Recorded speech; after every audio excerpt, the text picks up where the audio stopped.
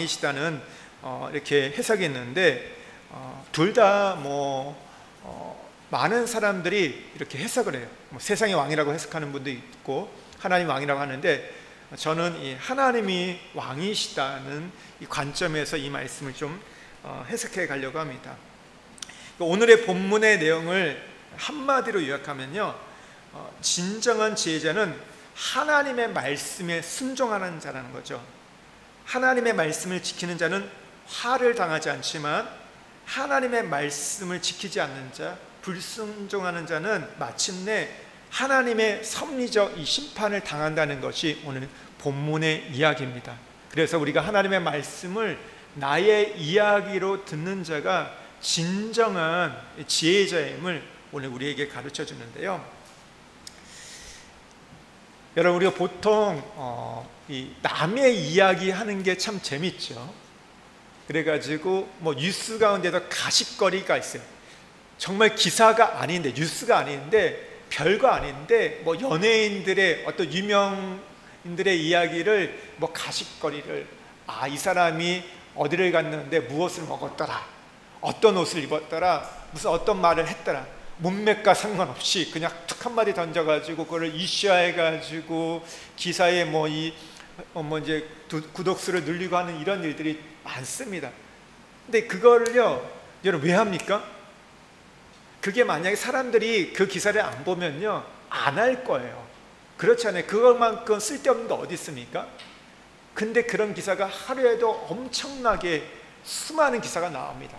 근데 그 기사가 우리나라에 있는 일만이 나온 게 아니라 저 멀리 영국에서 국왕이 어떻게 했더라, 태국의 그 왕이 뭐 했다, 이런 얘기들이 우리에게도 이렇게 전달돼요. 그렇게 보는 사람들이 많다는 거죠. 재미있어 해요. 그런데 우리가 알죠. 그 이야기를 아무리 재미있고 즐거워도 우리가 어떻게 보면 굉장히 말초 신경을 자극하는 내용들이에요. 그리고 어떻게 보면 굉장히 감각적인 내용들인데, 사실 그게 우리에게 별로 유익하진 않다는 거죠. 쓸모가 없어요. 아무리 많은 정보를 듣고 많은 것을 보고 이렇게 해도 사실은 내 영혼에는 유익한 게 없습니다. 그런데요, 나의 이야기는 어떻게 해야 돼요? 여러분, 우리가 함께 모였을 때 내 이야기가 나오면 어떻게 됩니까? 때로는 긴장해요. 무슨 얘기를 할까? 그리고 그 얘기가 때로는 나에게 굉장히 힘이 되는 경우가 있어요. 그러니까 우리가 누군가 다른 사람이 나의 이야기를 할 때 우리는 쉽게 지나치지 못합니다. 그리고 그 이야기에 대해서 시간이 지나고 나서도 곰곰이 생각하고 가는 걸 보게 돼요. 왜 그렇습니까? 옆집 아줌마 얘기면요, 옆집 자녀 얘기하면 별로 그렇게 중요하지 않는데 내 이야기이기 때문에 너무 중요한 거예요. 그래서 때로는 그 얘기가 힘든 얘기면 끙끙거리죠. 우리가 너무 힘들어하고, 그리고 어떨 때는 그 이야기가 내 이야기일 때 굉장히 힘이 돼요. 그리고 그것 때문에 내가 또 용기를 얻고 갈 수 있음을 보게 됩니다. 사람을 보면요, 단순한 존재가 아닌 것 같습니다. 그냥 먹고 마시고 자다 살다가 가면 끝나는 그런 단순한 존재가 아니죠. 태어났다가 때가 되면 그냥 죽는 존재가 사람이 아니죠. 인간이 얼마나 복잡하고 다양한 기능을 갖고 있는지 하나님께서 우리 안에 그렇게 기록해 놓으신지 우리가 다 모릅니다. 인간은 정말 굉장한 존재예요. 그런데 많은 사람들이 그 사실을 모르고 있다가 그냥 배부르게 먹고 편안하게 살다가 애 낳고 키우다가 그러다가 부르실 때 그냥 가면 되는 줄 생각합니다. 우리 보면요, 여기 계신 분들이 대부분 40대 50대 분들이시잖아요. 근데 여러분, 사실 우리가 30대까지만 해도요, 우리가 굉장히 나를 대단한 존재로 생각을 했어요. 우리가 사실 그렇지 않습니까? 이제 12년 동안 공부하고 또 대학을 가고 하면서 뭔가 대단할 거 하고, 정말 그런 분들 있죠. 근데 애 낳고 이제 40대가 되면 이제 아줌마라는 얘기를 듣기 시작하면서 30대 때는 이 아줌마라면 굉장히 불쾌한데요. 근데 40대가 되면 이제 조금씩 그걸 받아들이는데, 그때가 되면요, 이 고학력에 있던 분들, 그리고 잘 살았던 분들, 근데 보면요, 비슷해져요. 하는 얘기가 뭐예요? 애들 얘기. 또 무슨 얘기예요? 드라마. 요즘에는 뭘 얘기하세요? 흑백 요리사? 아직도 이렇게 인기가 있습니까? 저는 안 봐가지고 모르겠는데 뭐 그런 거 하는 얘기가 보면요 비슷해요. 그렇게 고학력자들인데 하는 얘기 보면요 우리가 이 어떤 조국에 대해서 이 민족 이 전 세계의 어떤 그 가난하고 소외되고 이 문제들을 어떻게 할 게 아니라 뭘 먹을까? 어디 가면 뭐 맛있는 거 있고 오늘 저녁 했는데 반찬 뭐 사야 돼? 뭐 이런 얘기하는 걸 보게 돼요. 뭐 특별한 것처럼 보이는데 그냥 평범해 비슷해요. 그냥 40대가 지나가면 그냥 아줌마입니다. 그렇죠. 참 사실 그런 거 보면 어떻게 보면 우리 인생이 뭔가 하고 허무하게 느껴지기도 하는데 그런데 우리가요 성경을 배우다 보면요 말씀을 듣다 보면요 우리가 그런 존재가 아닌 걸 보게 됩니다. 성경은 우리를 어떤 존재라고 얘기하죠? 한번 찾아볼까요? 시편 8편 4절에서 6절 말씀을 한번 보겠습니다. 시편 8편 4절에서 6절. 시편은 전도서 앞에 있습니다. 8편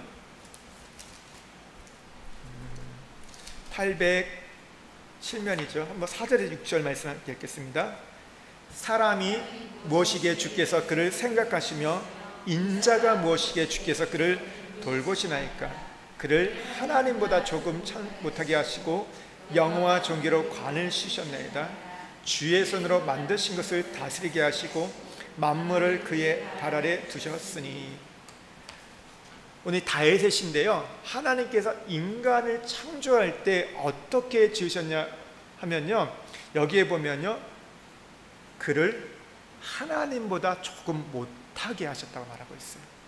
그러니까 예전에 개역 한글판은 천사였는데 근데 원어로 보면요 천사가 아니라 엘로힘 하나님이에요. 정말 인간을 하나님보다 조금 못한 존재로 우리를 지으셨다고. 그래서 그거에 대해서 우리에게 알려지는 게 뭐예요? 선악과죠. 선악을 알게 된다면 하나님의 모든 것을 다 허락하셨어요. 피조물인 인간은 우리에게 다 허락하셨지만 단 한 가지 선악을 알게 하는 것 그것만큼은 너희가 한다면 너와 나와 구분이 없기 때문에 구분선이 없기 때문에 그것만은 안 돼. 그리고 나머지는 다 하나님 허락하셨어요. 그래서 어떻게 해요? 하나님이 첫 번째 인간인 아담에게 에덴 동산 온 세상을 다스리고 통치하는 권한을 주셨어요. 대단한 존재로 우리를 지으셨다는 것이죠. 성경은 오늘 우리가 그런 존재라고 가르쳐 줍니다. 그래서 우리가 말씀을 우리가 제대로 배우면요 자각이 일어나요. 우리의 인생의 자각이 일어난다. 그래서 말씀을 배우면요 영혼이 깨어나게 되고 내 존재에서 새로워지고 말씀에 들어가면요 그랬어요 여러분 어디든지 그 지역이 바뀌는 걸 보게 됩니다. 대부분의 종교들을 보면요 그렇게 많은 교육을 하지 않아요. 특별히 이슬람 같은 경우는 교육을 많이 시키지 않습니다. 왜요? 인샬라 그냥 신의 뜻대로 살아가면 되기 때문에 내가 가난해도 뭐 그랬잖아요. 불교도 그랬잖아요. 운명론적이잖아요. 내가 가난하게 태어났으면 그게 내 운명이다. 그냥 그렇게 살아가는 거예요. 순환하다가 뭐 다음에 내가 조금 더 좋은 어떤 신분으로 태어나면 된다고 생각해요. 그런데 여러분 기독교는 그렇지 않죠. 들어가면요 복음에 들어가면요 사람들이 바뀌기 시작해요. 사람들이 자기가 어떤 존재인지 깨닫게 되고 우리가 이 세상을 어떻게 살아가야 되는지 알면서 바뀌는 걸 보게 됩니다. 그렇지 않나요? 이거는 우리가 세계 역사를 통해서 증명된 사실인 거예요. 복음에 들어가면요 계몽이 일어나요. 눈이 떠집니다. 근데 이 눈이라는 것은 어떤 세상이 말하는 이성이 아니라 하나님의 계시가 눈이 떠져가지고 우리가 새로운 것들 영의 세계를 보게 되고 이 세상을 새롭게 볼 수 있는 그런 것들이 열리게 되는 거죠. 그러니까 말씀을 배우면 우리가 내가 어떤 존재인지 압니다. 그리고 또 하나요 그렇죠. 우리가 앞에 갔던 믿음의 어떤 선배들 깊은 깨달음이 있었던 분들 우리가 보통 이제 대가라고 부르는 분들 우리의 어떤 영적 선배들을 통해서 깨달아진 게 뭐냐면 인간이 참 다양한 기능을 갖고 있다. 놀랄 만큼 엄청난 것을 갖고 있다는 것을 우리가 알게 된다는 겁니다. 그럴 때 우리에게 탄성이 나오게 되는데요, 인간의 가능성이 얼마나 되는지 사실은 우리가 알지 못합니다. 우리가 얘기하잖아요, 아인슈타인, 가장 그렇게 천재했던 사람이 뇌의 기능을 한 몇 퍼센트 썼다고 하죠? 20% 미만인가요? 그것도 못 썼다고 얘기죠. 우리가 보통 5%, 10% 정도 뇌의 기능을 쓴다고 하는데, 여러분 최소 우리가 10% 쓴다고 보면요, 100%를 다 쓴다고 생각해 보세요. 그러면 우리가 어떤 존재가 될까요? 어마어마한 존재가 될 거예요. 인간 자체가요, 대단한 존재가 될 겁니다. 우리가 어떤 존재인지 확실히 모르지만 성경은 이렇게 말합니다. 하나님께서 우리의 사이즈를 그리스도의 사이즈만큼 키우기를 원한다는 것. 에베소서 우리 3장 18절에서 19절 말씀을 한번 같이 보겠습니다. 같이 한번 읽어보겠습니다.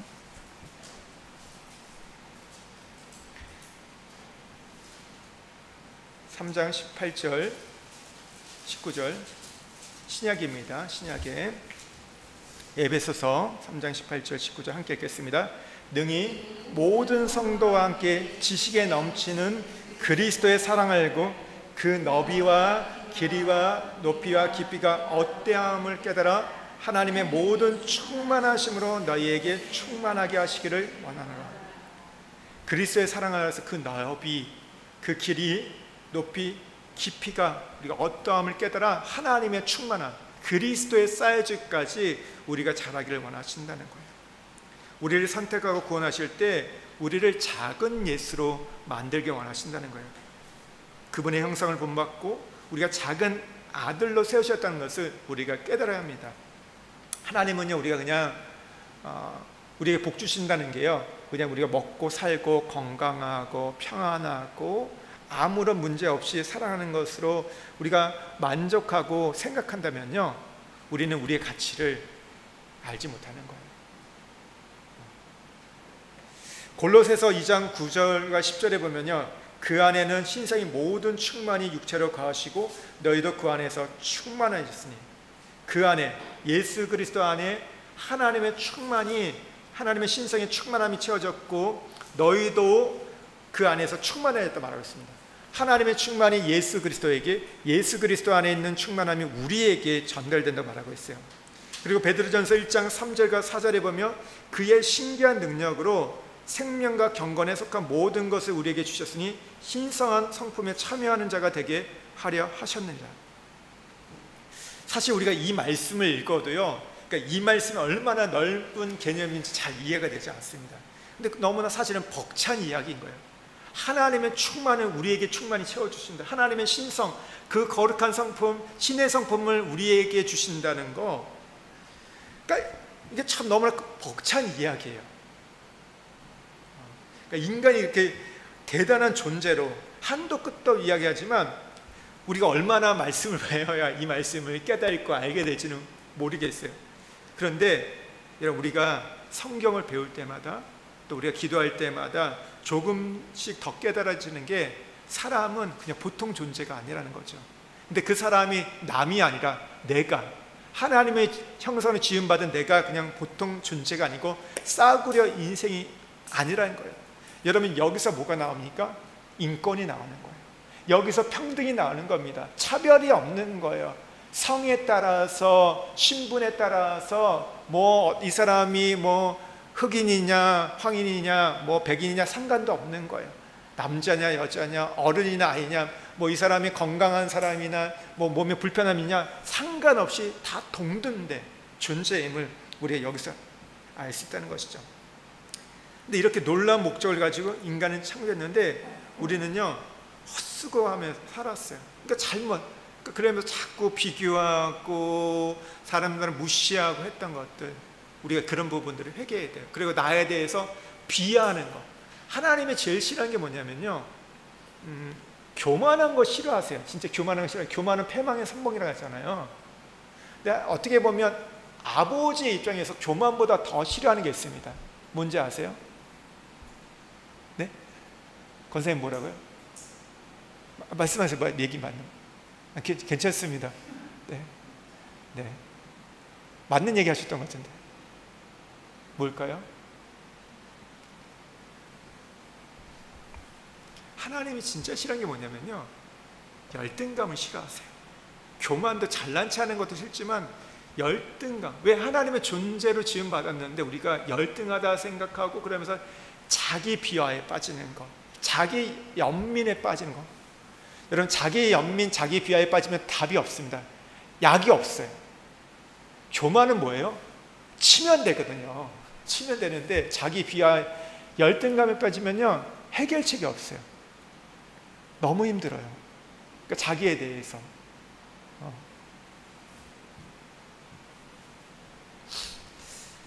우리가 왜 성경을 공부할까요? 왜 배울까요?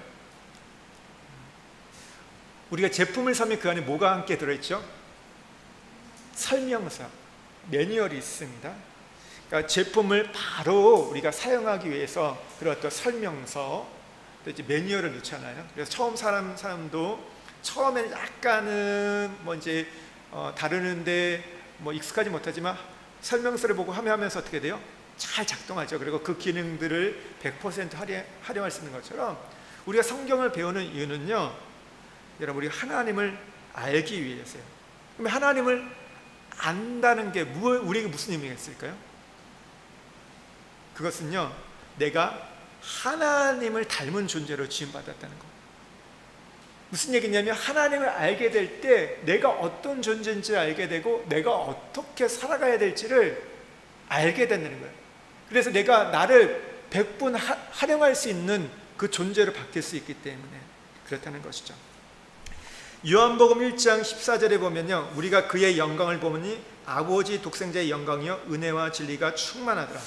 18절에 보면요, 아버지 품속에 있는 독생하신 하나님이 나타나셨느라. 이 말씀은요, 예수님이 이 땅에 하나님의 영광을 가지고 오셨다는 거예요. 그래서 우리에게 하나님의 영광을 보여준다는 것. 예수님을 본 자가 하나님을 본 자이고 예수님을 본 자가 하나님의 영광을 본 자라고 말씀하세요. 우리가 교회 안에서 하나님의 영광에 대해서 굉장히 이야기를 많이 하거든요. 독사라고 하는 하나님의 영광에 대해서 얘기를 많이 하는데, 이 하나님의 영광이 나하고 무슨 상관이 있는가 이렇게 생각을 하는데요, 로마서 3장 23절에 보면 이렇게 말해요. 모든 사람이 죄를 범하였음에 하나님의 영광에 이르지 못하였더니. 무슨 얘기입니까? 이 땅에 죄가 들어오고 나서 우리에게 빼앗아가고 있는데 가장 큰 것을 빼앗아갔는데 그게 뭐냐면 바로 하나님의 영광이라는 거예요. 하나님의 영광을 빼앗아갔다는 거. 하나님의 영광을 빼앗아갔다는 게 뭐냐? 우리가 최근에 우리 지금 이제 성경 읽기 할 때 보면 사무엘상을 읽으셨잖아요. 사무엘상 4장에 무슨 사건이 나옵니까? 이스라엘 백성이 블레셋에게 전쟁을 패배해요. 그런데 그 전에 3장에 무슨 얘기가 나왔냐면요, 엘리의 며느리가 아들을 낳으면서 외쳐요. 뭐라고 외치죠? 이가봇 하잖아요. 이가봇이 무슨 뜻이에요? 하나님의 영광이 떠났다. 이스라엘 백성에게 우리 가정에 하나님의 영광이 떠났다고 선포합니다. 그 결과 어떻게 돼요? 전쟁에서 패배했어요. 언약궤를 앞세워서 나가면 백전백승했는데 언약궤를 앞세웠는데도 불구하고 하나님의 영광을 떠나니까 그것은 무용지물이 됐습니다. 아무 쓸모가 없게 되었던 거예요. 그러면서 언약궤까지 빼앗기는 것들. 에스겔서 말씀해 보면요, 에스겔 말씀 뭡니까? 이스라엘 백성이 바벨론 포로로 끌려가는 말씀입니다. 에스겔이 환상을 보고 얘기했잖아요. 그때 무엇을 봅니까? 하나님의 영광이 예루살렘에서 떠난 걸 보게 돼요. 하나님의 영광이 예루살렘 떠나는 환상을 봤을 때 이스라엘 백성은 바벨론의 포로로 끌려갔어요.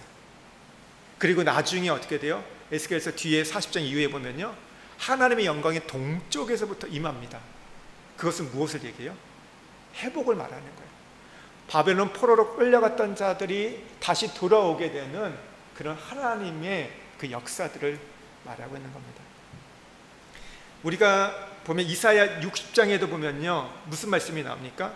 이사야 60장은 이제 이사야 말씀의 클라이막스인데요, 최고 정점인데 거기서 선포되는 말씀이 일어나라, 빛을 발하라, 이는 내 영광이 너희 위에 임하였다 말하고 있습니다. 하나님의 영광이 임하는 것. 하나님의 영광이 우리에게 없으면요, 우리는 모든 걸 빼앗기는 거예요. 근데 그 하나님의 영광이 우리에게 오면 다 모든 것을 우리는 회복할 수 있는 거예요. 바로 그 영광을 예수님이 이 땅에 갖고 오셨고, 그 영광의 빛을 오늘 우리에게 비친다는 것이죠. 여러분, 왜 그러면 예수님이 하나님의 영광을 갖고 이 땅에 오셨을까요? 왜 이 사실이 우리에게 중요할까요?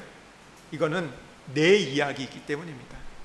남의 이야기, 다른 동네 이야기, 그리스도 신화, 불교, 힌두교, 다른 어떤 이슬람에서 이야기한다고 한다면, 여러분, 우리에게는 별로 그렇게 중요하지 않죠. 그냥 좋은 말씀이야, 좋은 이야기라고 받아들일 수 있을 겁니다. 그런데요, 여러분, 우리 보세요. 성경을 볼 때요, 수십 년, 저도 예수를 믿은 지 수십 년이 지났거든요.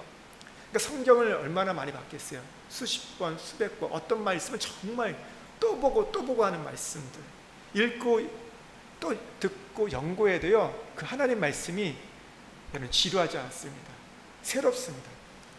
왜 여러분 이 말씀이 지치지 않고 새로울까요? 제가 목사로서 그냥 말씀을 가르쳐야 하기 때문에, 제가 먹고 살기 위해서 이 말씀이 필요해서요? 아니요. 그 이전에 이 말씀이 나에 대한 이야기이기 때문에 그래요. 이 성경의 말씀이 2000년 전에 기록된 이 말씀이 다른 사람, 유대의 역사가 아니라, 다른 어떤 사람들의 이야기가 아니라 나의 이야기가 기록되어 있기 때문입니다. 이 성경이 그냥 이스라엘 종교에 대한 이야기라면, 다른 종교에 대해서 말하는 어떤 도덕적인 이야기라면, 우리는 좋은 교양서로 한두 번 읽어보고요, 그리고 어떤 좋은 글귀가 있으면요, 그냥 죄송하지만 그냥 켈리에 그거 써서 그냥 갖고 다니면 돼요. 근데 그 정도가 아니죠. 우리가 그냥 켈리에서 문구 써서 누구한테 그냥 그렇게 주고 끝나는 정도가 아니죠. 이 말씀은 뭐예요? 우리의 운명을 바꾸는 말씀인 거예요. 우리가 생명을 걸 수 있는 나에 대한 말씀이기 때문에 우리가 이것을 귀하게 여기죠. 성경 곳곳에, 제가 지난주 주일날 설교했지만, 누구에 대한 이야기입니까? 성경은요, 누구에 대한 예언으로 가득 차 있죠? 예수 그리스도예요. 오실 메시아, 그리고 오신 메시아, 그리고 다시 오실 메시아에 대한 그 예언의 성취가 성경에 대한 이야기입니다. 그런데요, 그 예수님이 그러면 나와 무슨 상관이에요? 그 그리스도 안에, 그 내용 안에 누구에 대한 약속이 가득 차 있습니까? 나에 대한 약속이 가득 차 있다는 거예요. 우리가 복음의 알약을 선포할 때도 나에 대한 약속들인 거예요. 나에 대한 복음인 거예요. 다른 누군가가 아니라. 우리가 그래서 선포하는 거죠. 우리가 보통 교회를 처음 다니거나 세례를 받을 때, 그래서 뭘 선물을 제일 많이 하죠? 제일 많이 선물하는 거. 교회 다니면 참 좋은 게요, 내가 돈 주고 사지 않아야 돼요. 꼭 누가 성경을 줍니다. 그렇지 않아요? 저희 집에 가도 성경이, 제가 한국에서 올 때 많이 정리해도 그래도 여전히 몇 권이 있어요. 성경이 많습니다. 왜 성경을 선물로 주죠? 이 성경에서 우리가 예수님을 믿으라는 이유도 있지만 이거죠.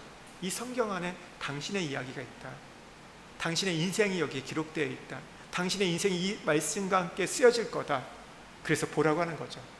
상관없는 게 아니라 당신과 너무나 인생에 있어서 가장 중요한 것이기 때문에 선물로 줍니다. 여러분, 우리가 이 성경을 배울 때마다 우리의 이야기, 나의 이야기를 우리가 발견해 가기를 원합니다. 이 칼빈이 기독교 강요를 쓸 때요, 크게 세 권으로 되어 있는데요, 첫 권에 보면요, 맨 처음에 이야기가 뭐냐면 하나님을 아는 지식을 얘기해요. 그리고 두 번째 이야기가 무슨 얘기냐면 인간을 아는 지식이에요. 하나님을 아는 지식, 인간을 아는 지식을 하는데, 무슨 얘기를 하냐면요, 칼빈이요, 하나님을 아는 지식과 인간을 아는 지식은 동전의 양면과 같다. 하나님을 알 때 인간이 누군지 알게 되고, 인간을 알 때 하나님이 누군지를 알게 된다는 거예요.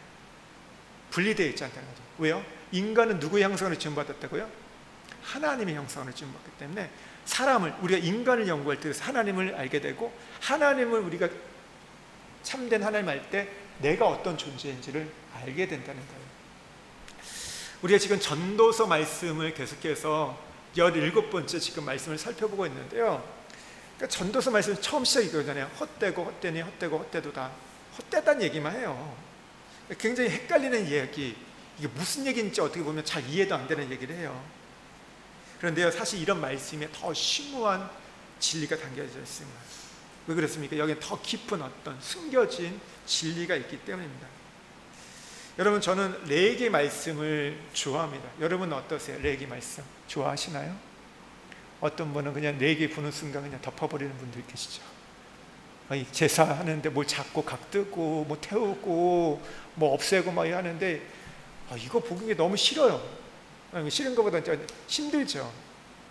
근데 제가 작년인가 이제 금요일날 기도 모임할 때 작년이 아니군요. 올해요. 얼마 전까지만 해도 레위기 말씀을 나눴는데 함께 하셨던 분들 레위기가 어렵나요? 쉽나요? 어떠세요? 그러니까 여러분이 그냥 볼 때는 되게 어렵게 느꼈지만 제가 얘기할 때는 어때요? 뭐 이렇게 간단해? 뭐 이렇게 쉬워? 어렵지 않거든요. 레위기가 되게 어려울 것처럼 보이는데 아시죠?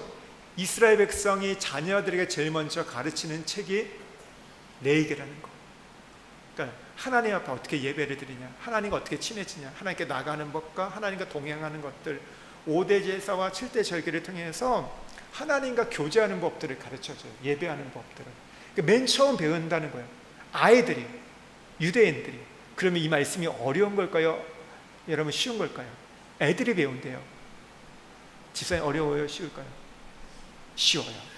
레위기 쉽다, 어렵지 않다. 네. 누가 말해도 레위기는 어렵다고 얘기하시면 안 돼요. 다만 내가 지금 모를 뿐이지, 배워보면 그리 어려운 말씀이 아니에요.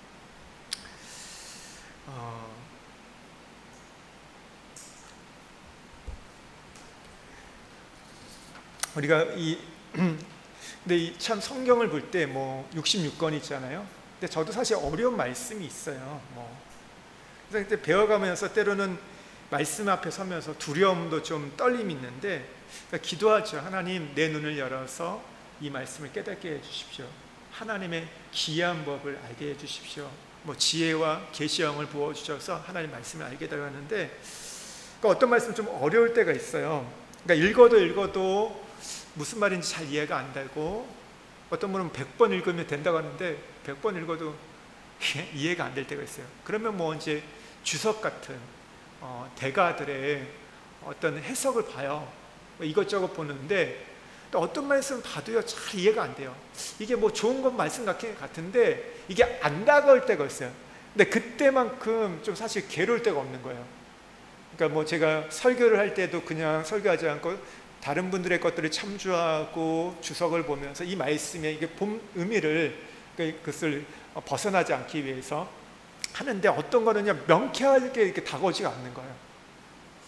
그럴 때 보면 굉장히 뭔가 이게 뭐랄까, 이게 다 처리되지 않은 것 같은 그런 마음이 있어요. 그래서 어떨 때는 자다가도 그게 생각이 나요. 자꾸 생각이 나요. 이거 뭐지? 이게 뭐, 이렇게 질문하게 돼요.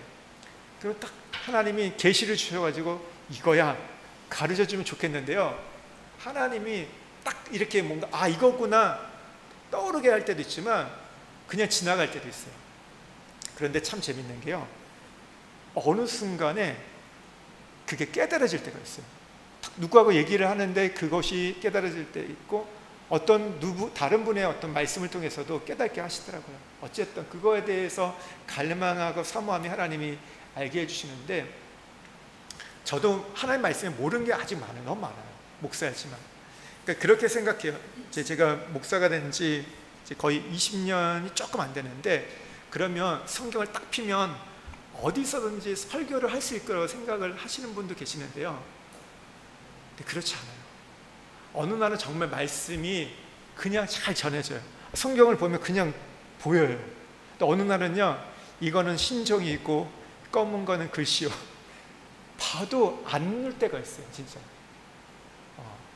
그러니까 설교가, 제가 뭐 이제 가장 시간을 많이 쓰는 설교는 주일 설교죠. 주일 설교를 가장 많이 시간을 쓰는데, 제가 이번 주 설교를 준비하면요, 나와 있죠, 설교가요. 제가 이 설교를 언제 준비했을까요? 오늘도 준비했어요. 저는 뭔지 생각할 때 그냥 한꺼번에 확 준비하는 스타일보다 사실 조금 준비하는 스타일이에요.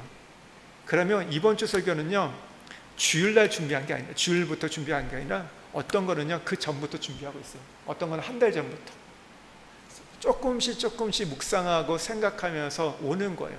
그러면서 이제 이것들을 이제 이번 주에는 그 내용들을 정리하고 이제 그것들을 이제 설교 원고를 쓰게 되는데, 설교 원고를 쓰고 나면 이게 제가 타이핑해서 이제 그러면 이제 프린트 했잖아요. 그러면 끝날 것 같은데요, 안 그래요. 설교를 읽고 또 읽고 하면서, 왜냐하면 이 기록할 때하고 이 읽어보면 좀 말이 안 될 때도 있거든요, 제가 써놓고도. 그리고 어떨 때 보면 해놓고도 내가 무슨 말씀을 전하려는지 포인트가 안 잡힐 때가 있어요. 다 해놨는데, 어떨 때 정말 일찍 해놨거든요. 근데 더 없어요. 그러면 어떻게 돼요? 설교하기 전까지 계속해서 생각하게 돼요. 묵상하게 돼요. 오늘 하나님 말씀에 어떤 부분에 포인트가 있지? 어떤 걸 전해야 될지? 원고는 다 돼 있어요. 그럼에도 불구하고 안 될 때가 있는 거예요.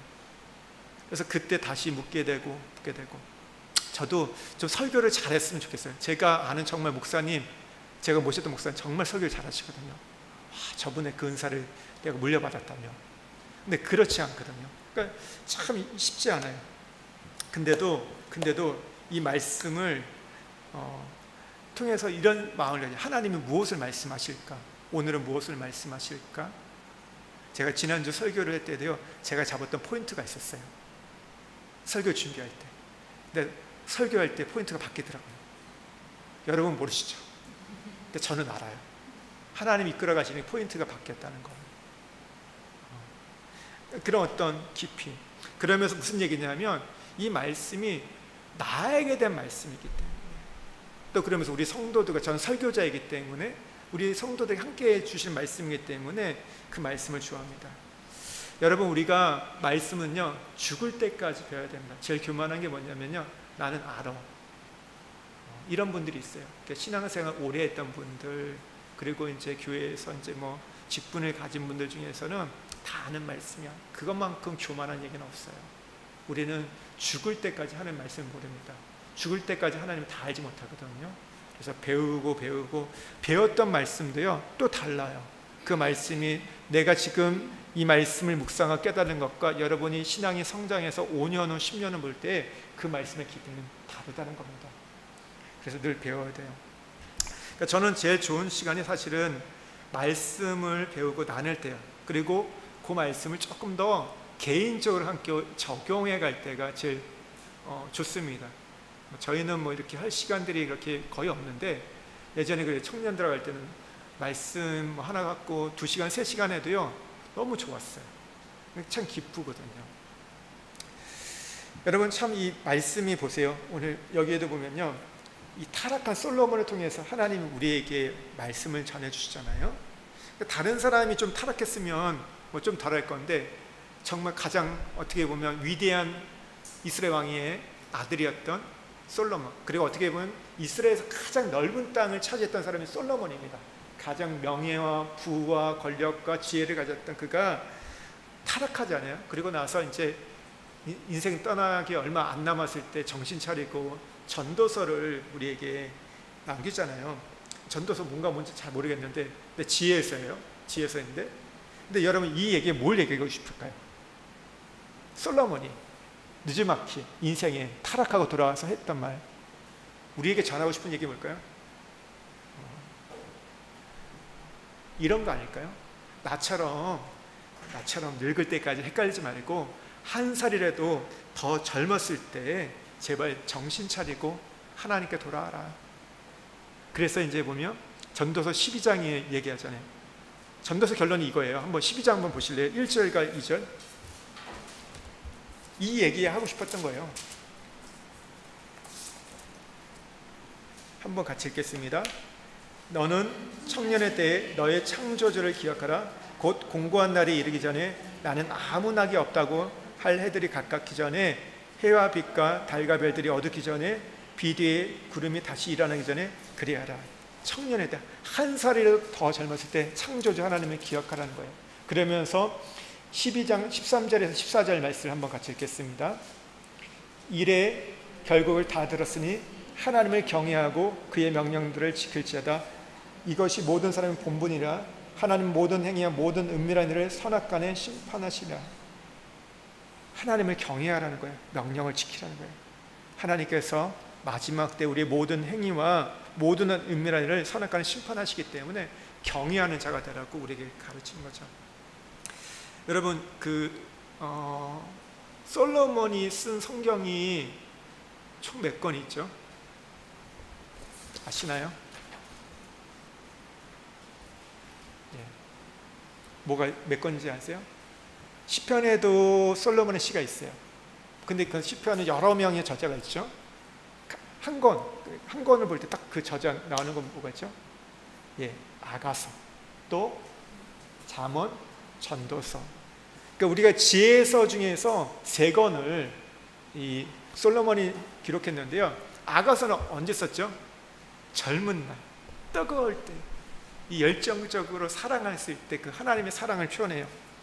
그리고 잠언은요, 어떤 좀 이제 장년에 대해서 완숙했을 때 인생의 지혜에 대해서 얘기합니다. 그리고 전도서는요, 한바탕 인생 헷갈리다가 늦지막좀 이제 떠날 날이 가까웠을 때 썼죠. 근데요, 하나님은 참 놀라운 게요, 이 솔로몬을 통해서 이 절정의 시간에 우리가 어떻게 살아야 될지, 이게 아가서죠. 그리고 신앙이 완숙하고 열매를 맺을 때 어떻게 살아야 할지 잠언을 통해서, 또 우리가 방황하고 갈등한 속에서 돌아올 때 어떻게 우리가 다시 하나님을 경외해야 할지를 가르치는 게 여러분 전도서예요. 그러니까 3가지 모습을 보여준 거예요. 젊었을 때 우리가 어떤 꾸준히 성숙하고 인격적으로 완숙해 갈 때, 또 방황하고 세상을 돌아왔을 때 어떻게 우리가 다시 친근히 하나님을 만날 수 있는지를 하나님은 솔로몬을 통해서 우리에게 가르쳐 준다는 거예요. 여러분, 하나님 참 우리에게 어떻게 해서든지 우리에게 말씀해 주길 원하는 거예요. 우리에 대해서. 그러니까 왜 성경이 66권이 있을까요? 만약에 우리 구원에 대한 말씀만 있으면요, 하나님이 세상을 이처럼 사랑하사 독생자를 주셨으니 이는 저를 믿는 자마다 멸망치 않고 구원을 얻게 하려 하심이라. 사실 그냥 천당 가는 복음이라면요, 그거 하나만 있으면 돼요, 사실은. 근데 왜 성경을 66권이나 기록해 놨을까요? 그리고 왜 복음서는 4권이나 기록했을까요? 다양하게 우리에게 다가오시기 위한 거예요. 사람마다 좀 다 다르거든요. 그러니까 우리에 대한 이야기를 하고 싶으셔가지고 그걸 보이기 위해서 그렇다는 것이죠. 남의 얘기는요, 졸려요. 그거 별로 재미없어요. 듣는 것처럼 보이지만요, 듣다가 보면 한 귀로 듣고 한 귀로 흘려요. 그렇지 않아요? 우리가 간증, 남의 얘기 대단한 거예요. 진짜 그 간증한다는 그 인생이 있어서 굉장히 귀한 것들인데, 여러분 간증 계속 들어보세요. 은혜 되세요? 은혜 되는 것처럼 보이는데요, 듣고 나면요 별게 없어요. 도전받는다 하지만요, 근데 아니에요. 가보면요 그분의 인생인 거예요. 그분의 하나님이 이제 나와는 별개, 그게 내 것까지 오는 경우는 거의 없어요. 그렇지 않나요? 제가 성경을 볼 때도요 그런 거 있어요. 어떤 제가 얼마나 많이 다른 분의 설교를 듣고 보았을까요? 정말 대단한 설교도 있잖아요. 근데 그런 것들 때문에 은혜를 받아요. 그런데 제가 진짜 이 감흥이 일어날 때가 언제인지 아세요? 언제인지 아세요? 제가 성경을 봤는데 제가 뭔가를 찾아낼 때, 사실은 별게 아니에요. 근데 내가 이 말씀을 읽으면서 그 말씀 가운데 있는 하나님의 것들을 발견할 때, 그때가 제일 은혜가 돼요. 남이 하는 게 더 크거든요. 더 잘했어요. 더 세련돼요. 저는 투박해요. 별거 아니에요. 근데 내가 발견하고 내가 만난 하나님이 더 귀한 걸 보게 돼요. 내 거기 때문에. 그렇지 않으세요? 큐티는 안 하고 있어요. 큐티는 안 해보면 다른 사 진짜 잘하는 분들이 있어요. 선수들이 있어요. 근데 그런 얘기보다 내가 하나 발견했던 것들. 그래서 본 문제 아세요? 사람들은요, 다른 사람 얘기 듣기보다 내 거 얘기하고 싶어요. 내가 뭐 하나 발견하잖아요. 그거 말하고 싶어가지고 입이 간질간질해요. 내 것이기 때문에, 내 이야기이기 때문에. 여러분, 중요한 게 뭐냐면 성경은 나의 이야기입니다. 그러면요 인생이 달라지는 거예요. 나의 거라고 했을 때. 시편에도 시편에 뭐라 하죠? 주님의 말씀은 내 발의 등이요 내 길의 빛이라고. 내 발에, 내 등이, 내 등이라고 말하고 있어요. 그렇기 때문에 이 말씀이 의미가 있는 거예요. 남의 이야기는요 여러분 별로 그것은 남지 않습니다. 오늘 우리가 설교를 들을 때도요 남의 이야기를 들으면요, 남편의 이야기, 아내의 이야기, 자식의 이야기라면요 그거는 별로 능력이 없어요. 근데 별거 아니지만 그것을 나의 말씀을 받아들일 때, 예배를 드리면서 말씀을 배우면서 한 가지라도 나의 것으로 받아들이는 분이 진짜 지혜로운 자예요. 오늘 그 사람들에게 변화가 일어나고요 역사가 일어납니다.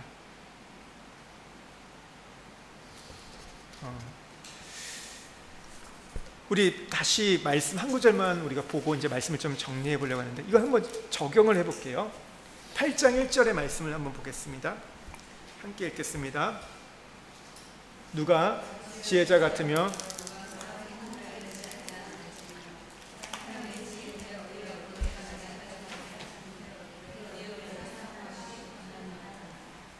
여기 지혜가요 그의 얼굴에 광채가 나게 하나니 그의 얼굴에 선한 것을 변화하는다.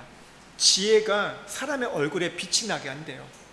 그리고 그 얼굴을 변화시킨다고 얘기하는데요, 이 지혜가 무엇일까요? 지혜는 우리가 적용하면 이꼴 예수 그리스도예요. 그리고 이꼴 예수 그리스도 말씀이에요. 말씀이 육신이 되어 있다는 것이 있잖아요. 말씀이 우리를 이렇게 광채가 나게 하고 우리를 변화시킨다고 하는데요, 이 8장 1절에 보면요 그의 얼굴이 사나운 것이 변화된다고 얘기하고 있어요. 사나운 게 그러면 이 원문의 뜻이 뭐냐면요 강한 힘이래요. 그러니까 싸움과 전쟁을 즐기는 거칠고 호전적인 얼굴, 막 이렇게 우락부락하고 보면 굉장히 힘을 주고 막 그러잖아요. 뭐 빈틈이 없는 것 같고 결국 다가갈 수 없는 것 같은 막 이렇게 이 환한 얼굴인 거죠. 여러분, 우리가 언제 사나운 얼굴이 됩니까? 언제 사나운 얼굴이에요? 언제 그러세요? 자식 앞에서는 사나운 얼굴이 없는 것 같아요. 자식들 볼 때 보면 다 환한 얼굴이고 사랑스러운 얼굴. 누가 앞에서 사나운 얼굴 됩니까? 예? 그분 앞에서? 사나운 얼굴은요 우리 안에 마음에 상처가 있을 때 사나운 얼굴이 돼요. 그렇잖아요. 내 안에 어두울 때가 사나운 얼굴이 되는데요, 분노가 있으면 우리가 이 사나운 얼굴에서 누군가를 공격하게 됩니다. 그런데요 오늘 말씀이요 이 지혜가 우리 이 사나운 얼굴을 변화시킨대요. 광채로. 여러분, 성경에 그런 인물이 있었죠. 누가 그랬죠? 사나운 얼굴이 얼굴의 광채로 바뀌었던 인물. 예, 모세가 그랬죠. 40대 혈기했을 때는 사나운 얼굴이었어요. 그래서 때려 죽였어요. 근데 40년이 지난 80세가 되니까 어떻게 돼요? 시내산에 올라가 가지고 오늘 하나님의 말씀 식견을 받을 때 보니까 그 얼굴이 어떻게 됐다고요? 광채가 나가지고요 사람들이 보지 못할 정도로, 그래서 수건으로 덮었다 이렇게 얘기하고 있어요. 빛난 얼굴이 되었어요. 이게 어떻게 가능했을까요? 모세가 40년 동안 광야의 시간을 통해서, 민수기 12장 3절에 보면 온 지면에 어떤 누구보다도 그 마음이 온유해졌다고 얘기하고 있어요. 그랬더니 얼굴이 어떻게 돼요? 사나운 얼굴이 변해서 빛의 얼굴로 바뀌었다는 것이죠. 여러분, 이 모세의 이야기가요 다른 사람의 이야기가 아니라 나의 이야기인 거예요. 내가 사나운 얼굴이지만 모세처럼 하나님 앞에서 이 광야, 내 인생에 주는 광야의 것들을 나의 것으로 받아들이고 우리의 것을 통과할 때 우리의 얼굴이 바뀐다는 겁니다. 그러니까 모세는 모세야. 그러면 이건 아무 의미가 없는 거예요. 나의 이야기를 바뀔 때 내 얼굴에 굳어졌던 것들, 눌렸던 것들, 뭐 결국은 마음의 부분들이겠죠. 어두워졌던 것들이 떠나갔고 그 안에 빛으로 채워질 때, 내 내면의 빛으로 채워지면 어떻게 돼요? 그 말씀의 것들이 채워지면요 내 얼굴에 광채가 난다는 겁니다. 여러분, 말씀이 오늘 나의 이야기로 받아들이고 말씀을 받아들일 때, 근데 한 가지 이 부분이 있으셔야 돼요. 자꾸 나한테 말씀을 맞추려고 하지 마세요. 그러면요, 이거는 안 돼요. 왜 안 되냐면, 일단은 나보다 말씀이 커가지고요, 못 들어와요. 들어오면요, 내가 찢어지게 됩니다. 내가 죽습니다. 나한테 맞추려면 어떻게 돼요? 그 큰 말씀에 나를 던지는 거예요. 내 삶을, 내 운명을 던질 때 그 말씀이 나를 끌어가는 겁니다. 그러면 어떻게 되는지 아세요?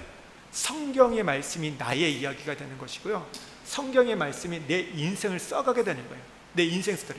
여러분, 우리는 지금 80억 중에 한 사람인데요, 똑같은 인생 사는 사람 없어요. 비슷한 인생은 있지만 똑같은 인생 살아가는 사람 없습니다. 근데 이 말씀에 나를 던지게 되면요, 내 이야기를 받을 때요, 새로운 인생이 내가 써여져 가는 거예요. 정해져 있는 운명이 아닙니다. 우리에게 어떤 고착화된 게 아니에요. 새로운 인생이 우리에게 펼쳐지는 거예요. 그 말씀이 나를 이끌어 가거든요. 근데 말씀이 어디로 이끌어 갈지는 하나님은 아시죠.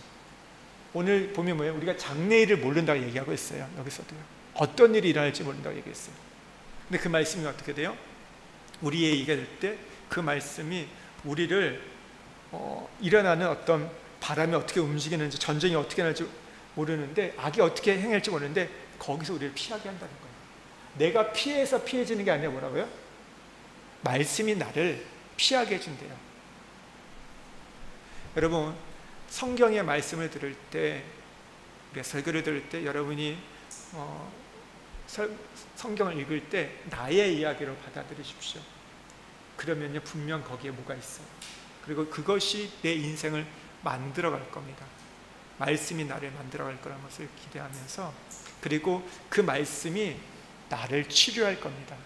내 어두운 면들과 눌렸던 것들, 사나웠던 것들을 빼내고 그 말씀으로 채워지면요, 우리의 영이 회복될 것이고, 또 더불어 우리의 육도 회복될 것입니다. 여러분, 우리가 진짜 지혜는요, 말씀을 나의 이야기로 듣는 것, 나의 것을 받아들이고 그 말씀 앞에 우리가 믿어 순종할 때 여러분 안에 은혜와 평강이 있을 겁니다. 우리 같이 기도하겠습니다.